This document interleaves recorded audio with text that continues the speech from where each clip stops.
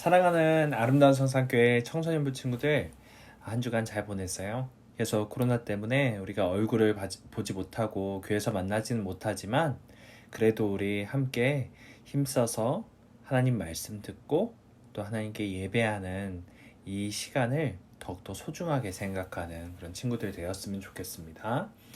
오늘 설교 제목은 대속 제물로 오신 예수 그리스도라는 제목이에요. 마가복음 10장 45절 말씀을 함께 읽어보겠습니다. 시작. 인자가 온 것은 섬김을 받으려 함이 아니라 도리어 섬기려 하고 자기 목숨을 많은 사람의 대속물로 주려 함이니라. 아멘. 요즘 코로나보다 정신병 걸릴 것 같아요. 이런 말, 요즘 코로나 때문에 생긴 현상 중 하나로 일명 코로나 블루, 다시 말해서 코로나 우울증이 유행하고 있다고 해요. 코로나 우울증에 걸린 사람들은 무력감과 우울감을 느끼기도 하고 신경이 매우 날카로워져서 짜증이나 화를 잘 내기도 한다고 합니다. 식욕이 별로 없고 두통이 자주 찾아오기도 한다네요.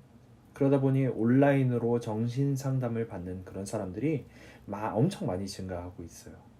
친구들 가운데는 그런 일이 없었으면 좋겠습니다.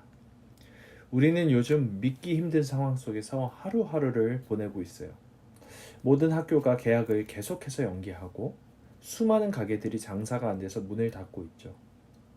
교회도 마찬가지예요. 우리 교회도 이번 주부터는 지난주부터는 전 성도가 온라인 예배를 드리게 됐죠.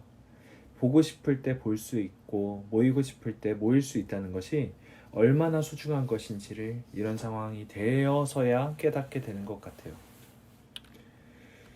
1300년경 흑사병이라는 이름의 전염병이 유럽 전역을 완전히 뒤덮은 적이 있었어요. 이 전염병으로 인해서 약 2500만 명의 사망자가 발생했어요. 엄청나죠? 그 당시 유럽 전 인구 가운데 3분의 1이 흑사병으로 죽었다고 하니까 그 상황 가운데 있었던 사람들은 얼마나 무서웠을까 다 상상이 가진 않습니다. 그런데 이처럼 전염병이 기승을 부리고 사람들이 공포 가운데 떨고 있을 때 유행하는 게 뭔지 아나요? 바로 유언비어, 헛소문. 이 헛소문이 유행을 해요. 그 당시 유럽 사람들 가운데서도 이런 유언비어가 많이 퍼졌는데 그중 몇 가지를 소개해 드릴게요. 헛소문 1번, 소변을 모아서 목욕을 하면 병이 낫는다. 냄새도 냄새지만 소변독이 올라서 병세가 더 악화되어 많은 사람들이 이 헛소문의 희생양이 되었다고 해요. 헛소문 2번, 피를 뽑아서 몸의 밸런스를 맞추면 병이 낫는다. 예전에는 의학적 상식이 부족했기 때문에 피를 뽑으면 체내의 밸런스를 맞출 수 있다고 생각을 했다고 해요. 그래서 결국 환자들을 상대로 피를 많이 뽑아냈고 그 환자들은 더 빨리 죽었다고 합니다. 이런 헛소문들로 인해서 사람들은 더 빨리 더 많이 죽어나가게 됐고 공포에 질린 사람들은 이 흑사병의 원인이 무엇인지 찾기 시작했어요. 하지만 흑사병의 원인을 밝혀낸 사람은 약 500년이 지난 후에 태어난 파스테르라는 과학자였으니까 그 당시 사람들은 병의 원인을 전혀 알아내지 못했고 뚱딴지 같은 생각들을 떠올리기 시작했어요. 어떤 사람들은 악마가 공기를 더럽혔기 때문에 병에 걸린 것이다 이렇게 말했기 때문에 아로마 테라피 이런 걸 하거나 새벽 공기를 마시지 않는 등 이상한 행동을 했죠. 어떤 사람은 하나님이 내린 천벌이다 이런 주장을 해서 성당 나가서 주교한테 기도받고 그러다 보니까 오히려 주교들이 더 많이 전염병에 걸리고 또 교회가 난리가 나고 이런 일들이 있었죠. 그런데 여기서 더 큰 문제가 생겨요. 유대인들이 사는 지역에는 흑사병의 영향이 거의 없었고 죽은 사람도 없다는 사실을 알게 된 거죠. 유대인이 사는 지역은 바로 이 지역이었어요. 이 초록색으로 된 지역이었는데 꽤 넓죠. 유럽 사람들은 다 죽어나가고 있는데 유독 유대인들만 멀쩡하니까 엉뚱한 대로 불똥이 튀어온 거예요. 그래서 생긴 헛소문이 바로 유대인들이 우물에 독을 탄 것이다 였어요. 그래서 사람들은 유대인들을 하나하나 잡아나가기 시작했고 대량으로 학살을 했죠. 마치 히틀러가 지배한 독일 나치가 유대인들을 집단 학살했던 것처럼 수많은 유대인들이 광분한 유럽인들 손에 죽어갔죠. 하지만 그것은 사실이 아니었습니다. 유대인들은 구약 성경의 규례대로 전염병이 걸린 사람이 있으면 마을 밖으로 격리를 시켜서 전염을 원천 봉쇄하고 매일 몸을 정결하게 하는 예식이 있었기 때문에 흑사병에 걸리지 않았을 뿐인데, 유럽인들은 그런 애꿎은 유대인들에게 누명을 씌우고 대량 학살을 했던 거죠. 사람들은 이처럼 전염병과 같이 자신의 능력 밖의 문제에 봉착하게 되면 두려워 떨다가 유언비어를 만들고 나중에는 급기야 희생양을 찾기 시작해요. 자신들의 무기력감, 두려움, 분노와 같은 감정을 해소할 대상이 필요했던 거죠. 유럽인들에게 있어서 유대인들이 이 우물에 독을 탔는지 안 탔는지 그 사실이 중요했던 것은 전혀 아니었어요. 그냥 지금 이 시궁창 같은 현실에서 공포와 분노를 해소할 수 있는 대상, 그 희생 제물만 있었으면 됐던 거죠. 구약 시대에는 인간이 죄를 지으면 반드시 그 죄에 대한 값을 치러야 살 수 있었어요. 그래서 죄를 지으면 양이나 소에게 죄를 전가했고 그 동물들이 대신해서 죽게 된 거죠. 이것이 바로 희생 제물 또는 희생양이라고 불리는 것이었어요. 하지만 이렇게 동물을 잡아들이는 제사는 일회성이었기 때문에 매일매일 우리는 죄를 짓고 그리고 매일매일 이 제사를 반복해야만 했죠. 하지만 우리 주 예수 그리스도가 오신 후에는 이제 이 제사가 더 이상 유효한 것이 아니에요. 더 이상 이 제사를 드리지 않죠. 예수님이 이렇게 말씀하셨어요. 인자가 온 것은 섬김을 받으려 함이 아니라 도리어 섬기려 하고 자기 목숨을 많은 사람의 대속물로 주려 함이니라. 아멘. 예수님께서는 자기 자신을 희생제물로 삼아 우리 모든 사람들을 위해 대신 죽으셨죠. 예전에는 매일 반복해야만 했던 희생제사였는데 우리의 대제사장 되신 예수님은 자기 자신을 희생제물로 삼으시고 대속제물로 삼으시고 마지막 희생제사를 당신 자신이 끝내신 거예요. 이 땅 위에 그런 사람이 있을까요? 이런 사람이 예수님과 같은 사람이 있을까요? 어떤 대통령이나 왕이 자기 국민을 위해 자기 백성을 위해 모든 것을 그 목숨까지도 내어줍니까? 그 어떤 통치자가 자신의 모든 돈과 명예와 권력을 다 버리고 목숨까지도 다 버려가면서 자신의 백성을 사랑하고 희생하나요? 이 세상엔 그런 사람이 아무도 없습니다. 오직 예수 그리스도만이 우리를 위해 자신의 모든 것을 버리시고 생명까지도 버리셨던 거예요. 이 세상 모든 사람들은 나 자신을 지키기 위해 남을 희생해요.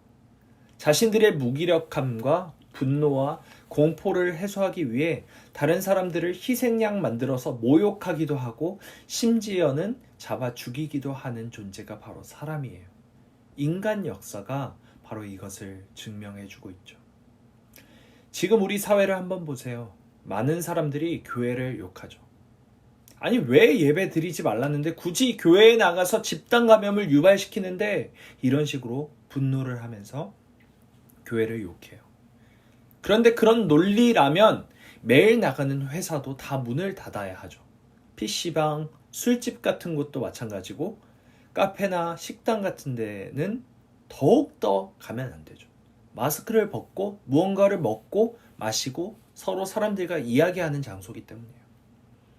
분명 교회는 서로가 전염되지 않도록 최선의 노력을 다해야 하고 그것을 위해 고민하고 결단해야 하는 부분이 있죠. 세상 사람들에게 본이 되어야 하기 때문에 더 애써야 해요. 그래서 온라인 예배로 전환도 하고 온라인 예배를 드릴 수 없는 환경이라면 최대한 방역도 하고 마스크도 쓰고 체온도 재고 2m 떨어진 그런 곳에 앉아서 서로 밀접하지 않게 그렇게 거리도 유지하죠.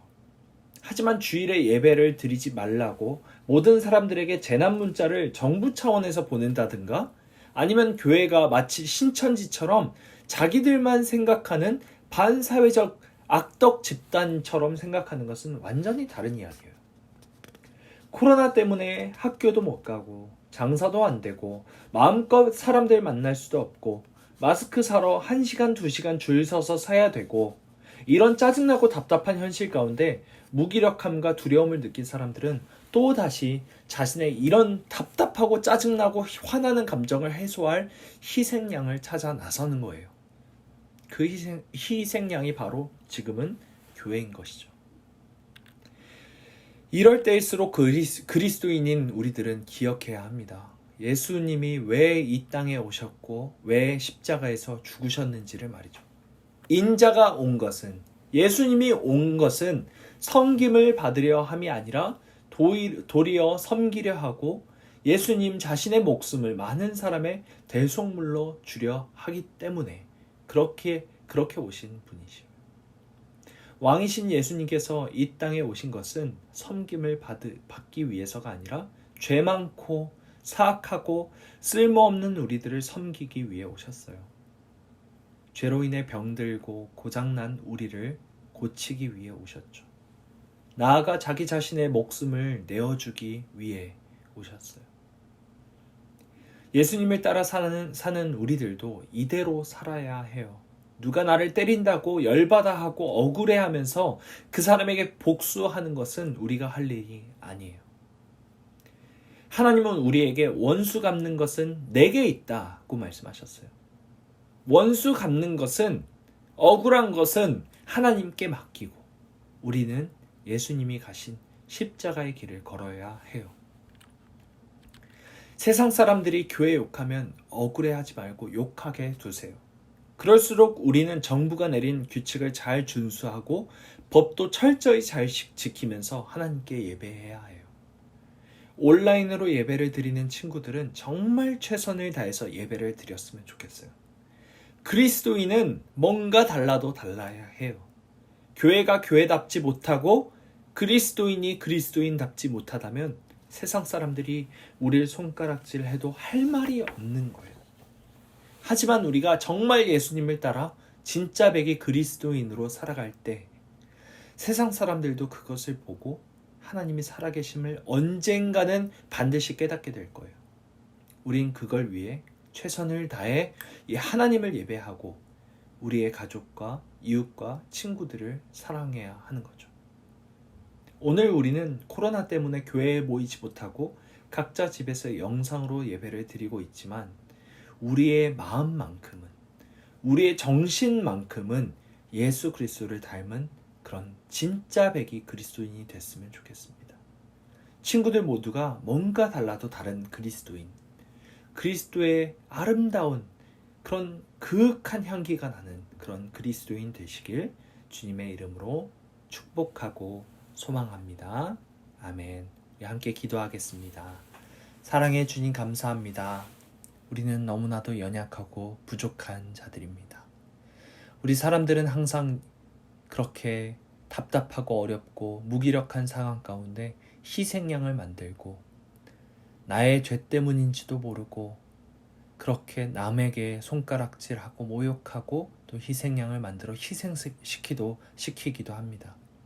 하나님, 이런 연약하고 죄 많은 우리들을 불쌍히 여겨주시고 대속제물로 오신 예수 그리스도를 생각하며 우리도 그렇게 십자가의 길을 걷도록 하나님 도와주시옵소서. 우리의 연약함을 돌보시고 이 답답한 상황 가운데서도 하나님께서 우리를 사랑하시고 우리를 보호하시고 우리를 돌보시는 우리의 아버지 되심을 우리가 기억하게 하시고 이 땅에 오신 예수님께서 무엇 때문에 오셨는지 그것을 기억하며 대속제물이 되신 예수님을 우리가 항상 기념하고 생각하며 감사히 그렇게 살아갈 수 있도록 도와주시옵소서. 나아가 우리도 그렇게 예수님 따라서 희생하고 억울해하지 않고 복수하지 않고 원수 갚지 않고 오히려 예수님 따라서 그렇게 희생하며 섬기는 일을 하는 그런 그리스도인 될 수 있도록 하나님 도와주시옵소서. 예수 그리스도의 이름으로 기도합니다. 아멘.